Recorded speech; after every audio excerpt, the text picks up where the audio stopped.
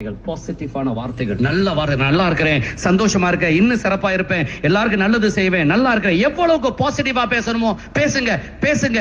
More you talk, more creations are going on. பேச பேச பேச உள்ளே இருக்கிற உலகம் மாறும், சத்தியமாக மாறும். மனசை வளர்க்க வேண்டும் என்றால் அதுக்கு நல்ல உணவு வேணும். மனசுக்கு உணவு என்ன? நல்ல வார்த்தைகள், நல்ல நம்பிக்கைகள்.